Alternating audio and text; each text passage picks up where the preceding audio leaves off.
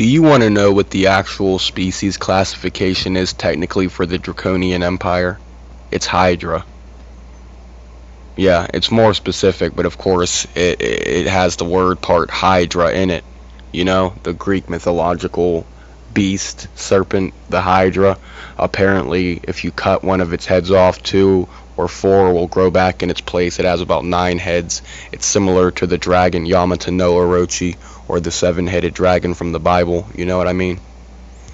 It's somewhat similar to Orochi, you know? So these concepts are in our history and all over our culture for a reason, you know? Yeah, no. These things aren't just cultural icons and parts of religions and philosophies and beliefs and nature, you know, for no reason. It's not all for nothing, you know? And believe what you want, but at least do your own research, you know? You know? Go ahead, research up on this stuff, you know? What is this here? This is the Leviathan. Go ahead, look that up.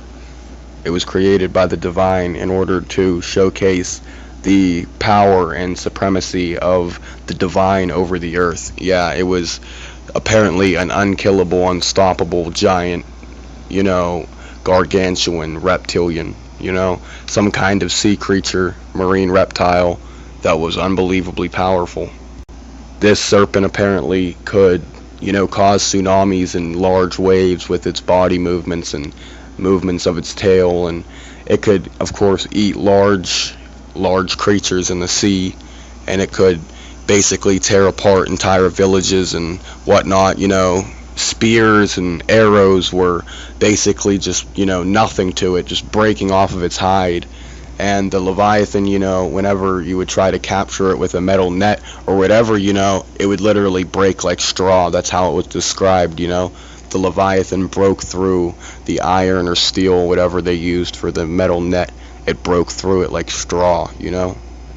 I'm sure you all know about the Kraken, you know.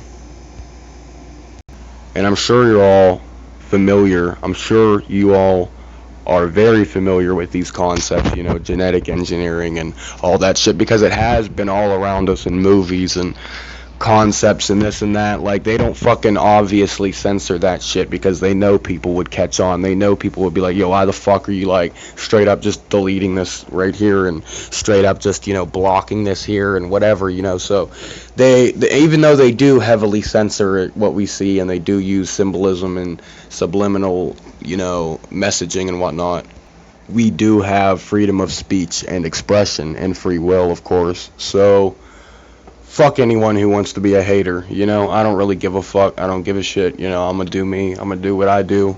Like, go ahead, go somewhere else. If you disagree, that's fine. Just don't be a dick about it, you know.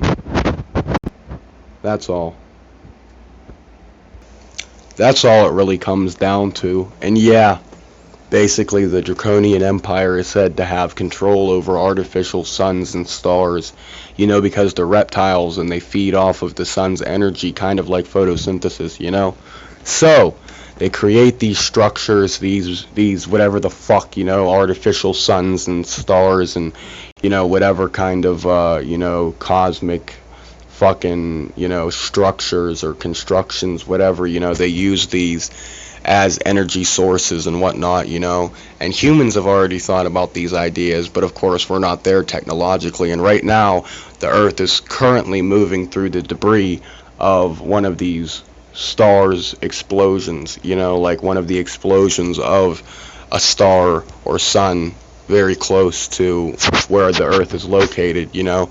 In the general scheme of things, as far as the universe goes and the multiverse and shit, yeah, it was pretty close to us, you know. We're literally going through the debris right now, you know. You feel me?